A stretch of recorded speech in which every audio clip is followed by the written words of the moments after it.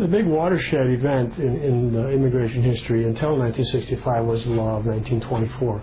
Until that time, America's borders had been pretty open to immigration. Of course, at that time, most of the immigrants came from Europe, but increasingly from Eastern Europe and Southern Europe. And that was creating a problem, because these people were different from the Western European immigrants who had come before, who were assimilating quite easily. And I don't think there was ever going to be a big problem with Italian immigration or Eastern European non-Jewish immigration. Those people were a little more difficult to assimilate, certainly. But the big problem was Jewish immigration. Jewish immigrants came to this country, and they were very, very different from the people who were here before. And the most important difference was that they were deeply committed to these leftist political agendas. If you go over to Eastern Europe at that time, political radicalism was a Jewish subculture. A lot of them were intensely Zionist and so on. There was this hotbed because Jews were under extreme pressure in Eastern Europe. Their populations had expanded. A lot of them were impoverished, and their response to this was to become politically radical. So when they came to this country, they were A, poor, but they were B, politically radical. A lot of them were Zionists. They were extremely intense. These were the people who were organizing all these radical leftist movements. They were revolutionary. They supported the Soviet Union. And Americans were just horrified at this. And beginning actually early in the 20th century, there was attempts, and even in the 1890s, to shut down immigration. Jewish activist organizations were at the forefront of keeping it open. And of course, their main interest in those years was to get more Jews over from Eastern Europe.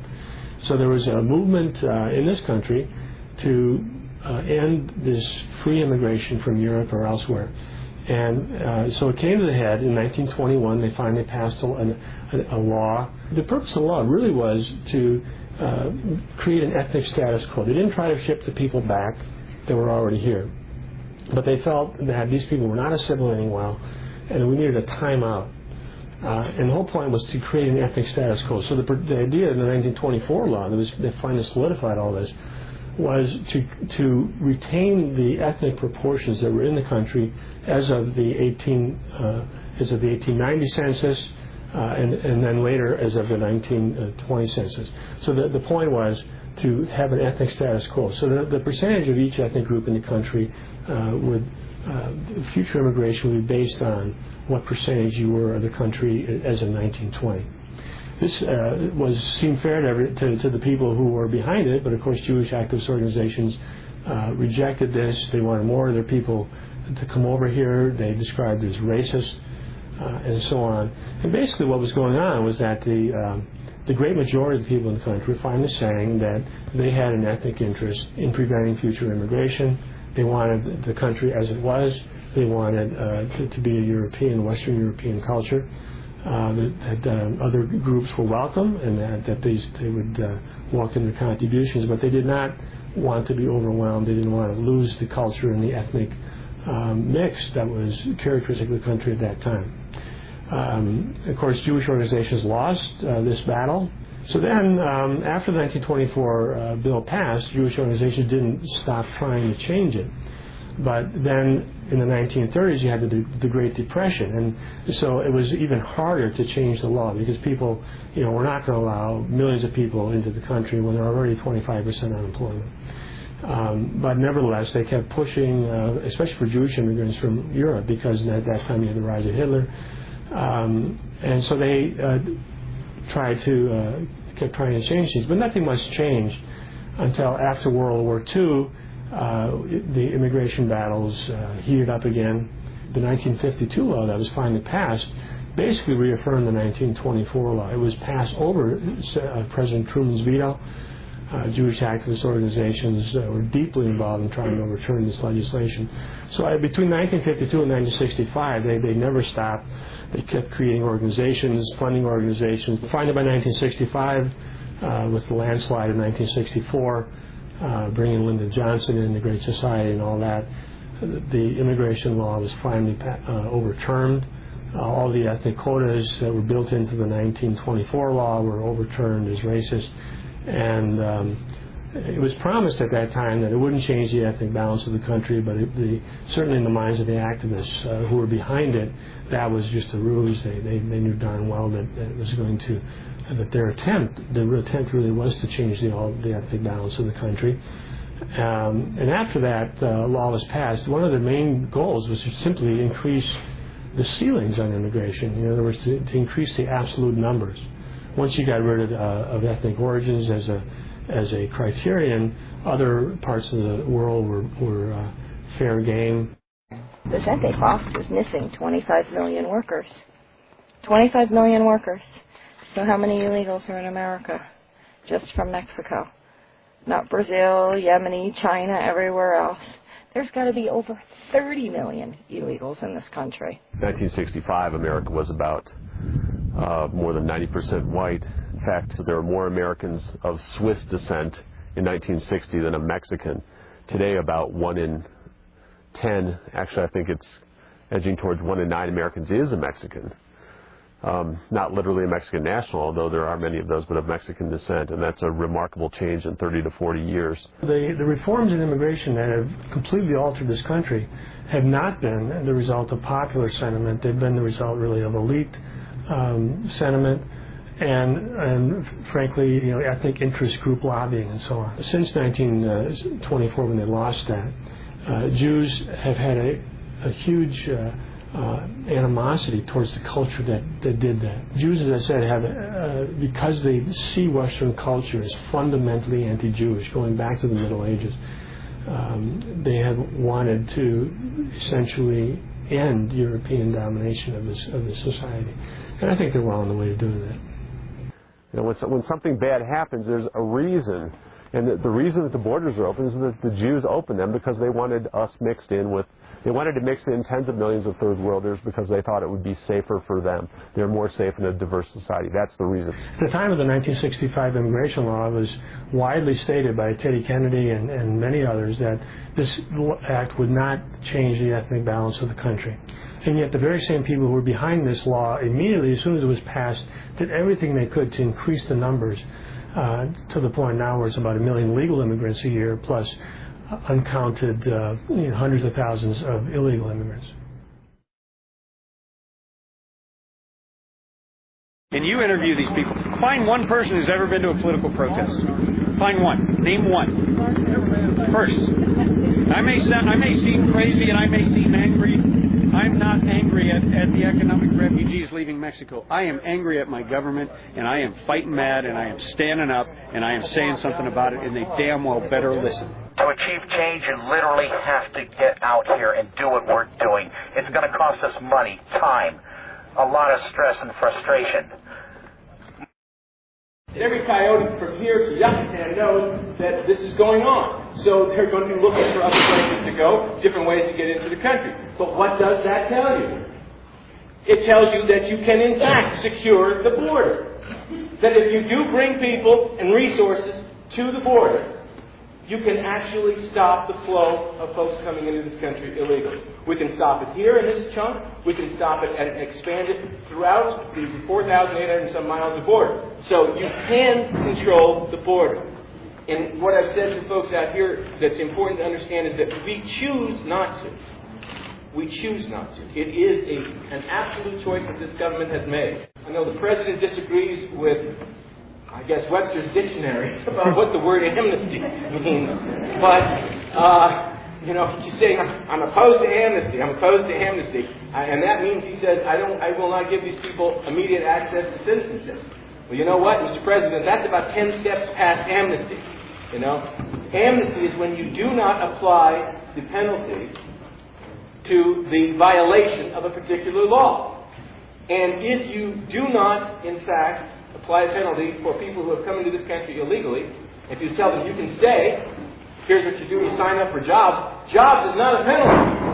No. So there is 11 million undocumented or illegal aliens in this country. At minimum. How do you propose to address their situation if you don't want an amnesty?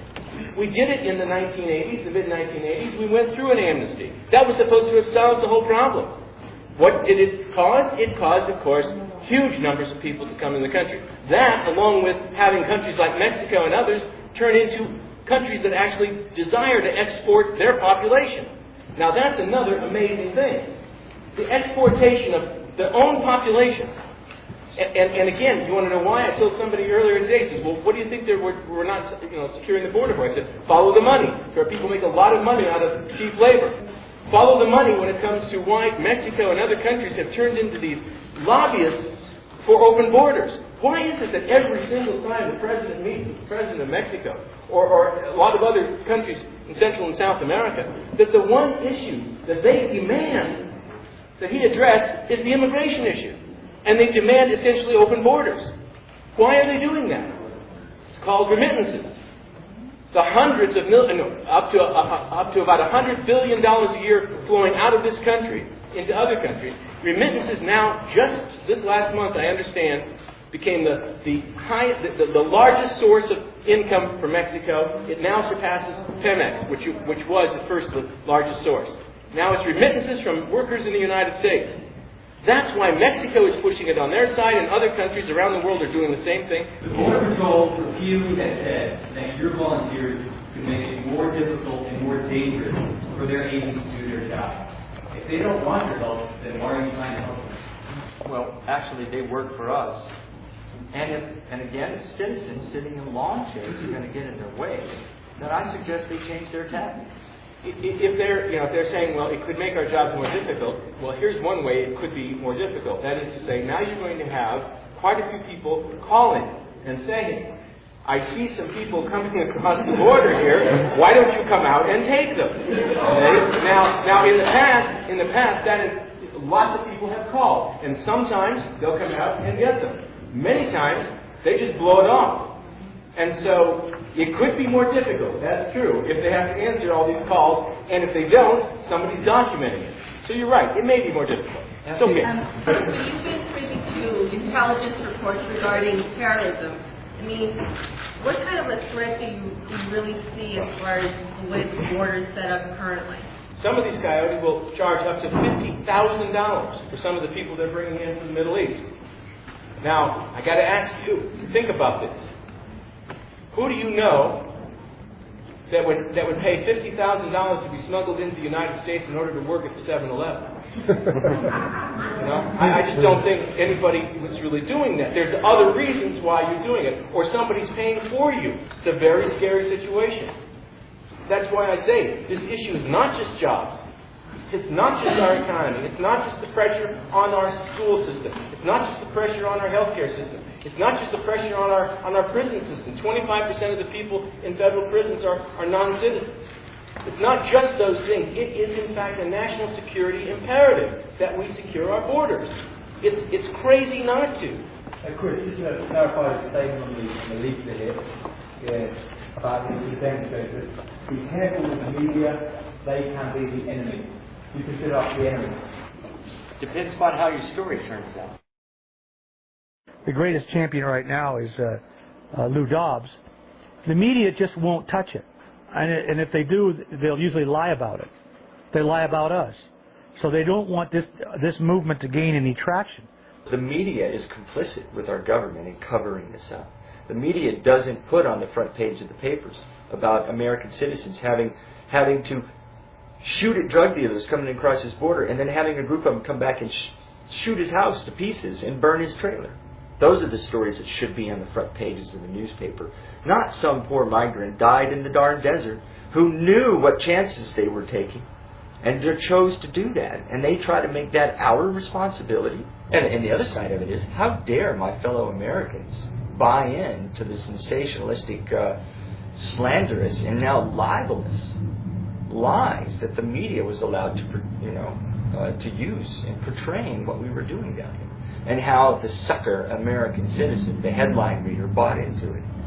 And how we, and it's another example of how we as Americans better take a good long look in the mirror, because we still have a great deal of problem, a deeply seated problem in this culture with judging other people with very little information. Who are you to sit around in your glass house and throw stones and judge?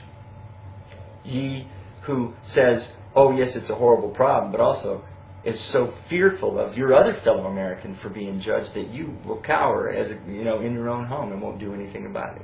Political correctness is another component of surveillance mentality in this country. Everybody is cowed, they're intimidated, and they're herded like cows.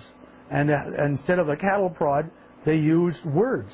And these people are masters at using these words in the propaganda. You don't make anything better by adding 30 million Mexicans to it, do you? No American would agree with that. And yet no American would stand up in public and say it. and that's a symbol that we're not free. We may be a lot of things, but we're not free. When people are afraid to speak the obvious, you're not free.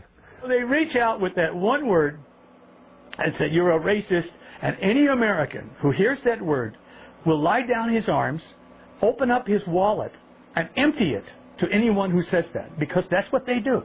All I have to do is walk up to an American and say, you're a racist. He reaches into his pocket, he gives me all of his money, and he lies prone on the ground waiting for any punishment that I am willing to mete out to him.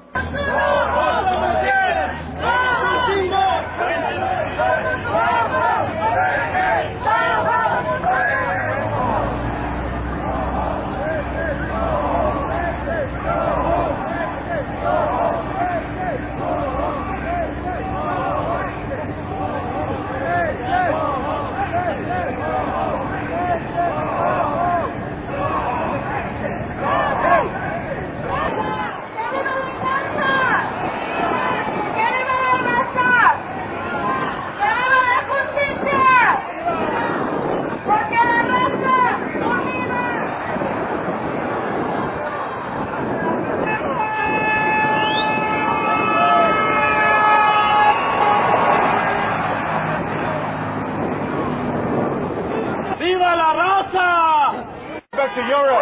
That's the land. Europa, Europe, whatever the hell you want to call it. That's your land.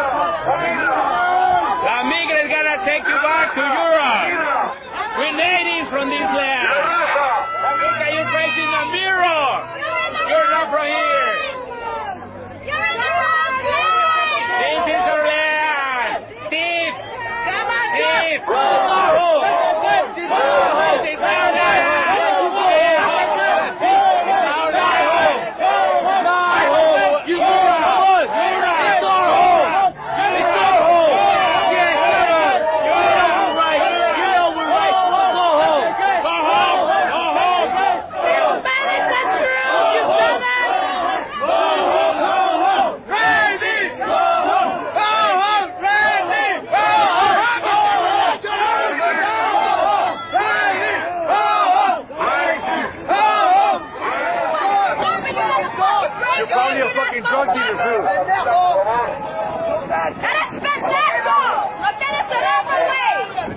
know what, we're standing up for our country, and we're just saying, you know what, this is the United States of America, we love it, and if people want to tell us that this is not the United States of America, but it's really Otzitlan, or whatever, however that is pronounced, I'm not going to sit by on my couch and get fat while my country disappears.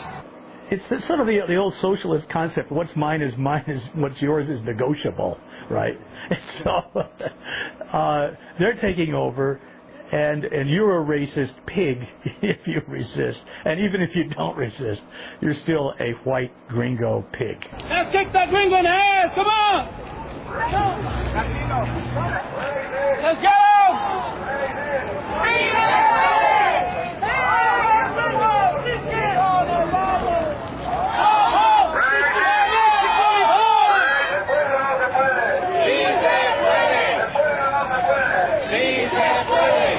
To me, it's the people that are racists are the ones saying that Mexicans are allowed to do whatever they want, and that Mexicans are above the law, and that Mexican sovereignty overrules American sovereignty on American soil.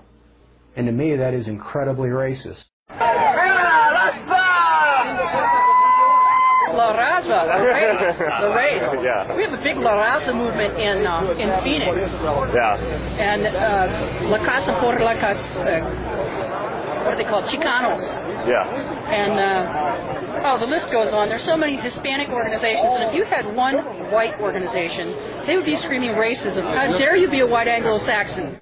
The glaring double standard that we see here is apparent to anybody who even takes a casual look, and yet we still don't see any awareness of this in the media.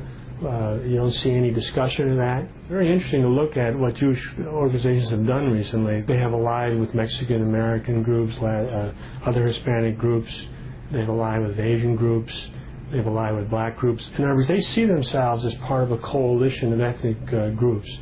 And they very self-consciously so. And those groups are going to become increasingly strong as time goes on because they're representing a greater and greater percentage of the population.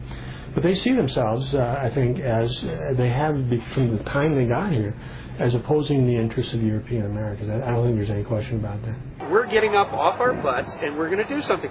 These people have organized to fight for rights that don't exist. Okay, they don't have the right to be here. They basically have the right to be humanely deported if they're illegally here. The bottom line is that they hate our border. They hate the fact that we are a nation. They do, and so do a lot of our elected officials now. And our elected officials are representing globalists, which include massive corporations, which include interests that are not American. Because I always say I've got two big problems in the Congress of the United States trying to deal with this. One, the Democratic Party sees massive immigration, both legal and illegal, as a source of voters, potential voters, filling up their voter pool. They know that's a good thing. They're not going to try to stop any of this. On the other side, the Republican Party that sees massive immigration, both legal and illegal, as a source of cheap labor. So these are two things that go together that make it very difficult, and they trump national security. Isn't that amazing to anybody else but me? I mean, I just can't get over it, the fact that we cannot secure those borders because of those two problems. So you have a coalition of groups who are open borders advocates, including the left wing, including some right wing, big business, okay, a National Restaurants Association, now also the AFL-CIO. The American people are caught in the middle. You've got big people on the right and big people on the left getting ready to nail their butts to the cross, I'll tell you. People talk about, the people who oppose immigration, they talk about, well, there are economic problems and this and that. No one simply says, Europeans are not going to benefit from this as a group, that we are giving up control of our country to other peoples. That there's a huge problem with this. That when you are a minority group, you better hope that the other groups in society are nice to you. Well, we Europeans should be concerned that our future will be as a minority group. And we will then be at the whim of coalitions that may have very hostile intent towards us. That we will lose control of our own future. That's the issue here. It's as simple as that. But even raising European ethnic interests is the big taboo of this period right now. We can't even raise the possibility that Europeans have ethnic interests. It's a taboo topic. And yet everybody else has ethnic interests, which are legitimate. The idea that diversity is a strength in mixing people is not a strength. The strength comes from the homogeneity and having people who are basically alike. I mean, diverse people break up because they don't want to be around the other people. They may be able, the best you can do in diversity would be something like Switzerland, where and there you have it decentralized, so they each have their little cantons and their little things, so they don't get on each other's nerves too much. You better believe the more diverse they were, the more different they are, the more hostile they're going to be, the more they're going to fight and hate each other. That's just natural. You don't see diverse species getting together and mingling in nature. You see them avoiding each other or fighting for territory. And the white man knows all this. He doesn't know it at the level of facts and specific understandings, but the idea of the zeitgeist, he senses the spirit of the times. No rational person would open the border with Mexico for 100 reasons. I was born in Los Angeles. I grew up in Hollywood. This is, from an environmental standpoint, one of the most beautiful areas, cool, with the ocean breezes, right, and temperate climate, access to the ocean, to the mountains, to wonderful cultural features. And who's occupying this territory? Mexicans. They've taken it all over.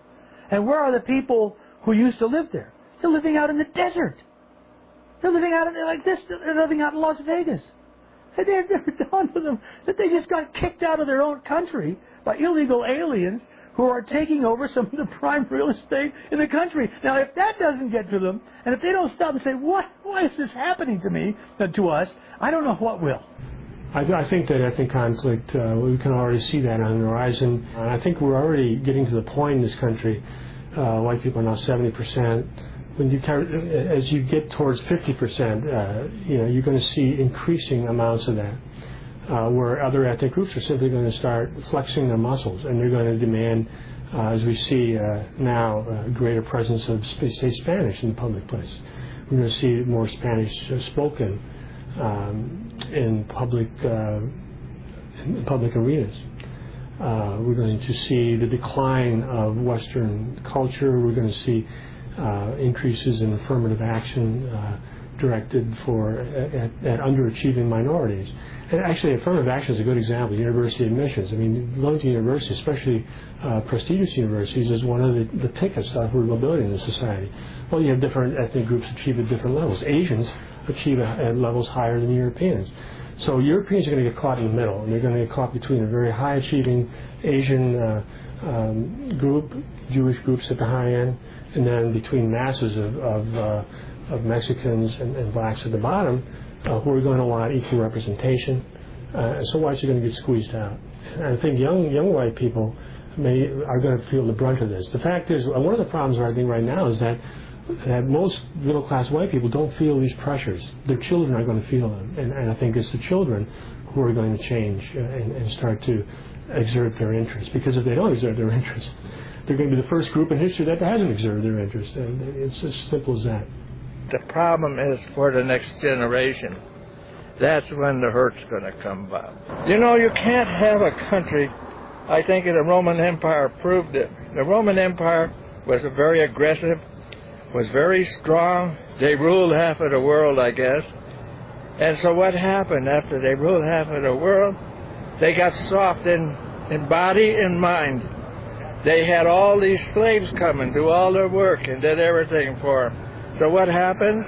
Eventually the slaves took over. The Roman Empire just was thrown away. You got to stay organized. One language, one group of people. I told you about Jose Angel Gutierrez. There he is right there. And he is the guy who said, we have to kill, we have got to eliminate the gringo. And what I mean by that is if worse comes to worse, we have to kill him. And he admits that he says that, you know. And here is what are we talking about here?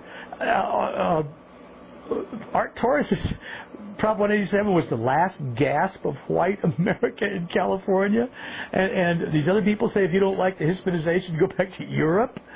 So I don't know what it's going to take for the American people to wake up. I have an idea, much like 9/11, it's going to take a lot of blood in the streets. That's the usual course of events in politics. It takes a lot of blood to make a difference. Blood speaks louder than words.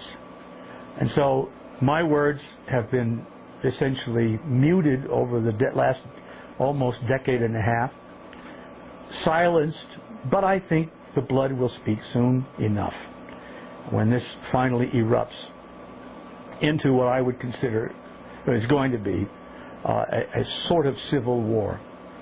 And when that happens, I hope that there will be these documents, this record, somewhere, someone will have it somewhere that said, hey, I told you so, but nobody listened. Not just to me, they didn't even listen to the invaders.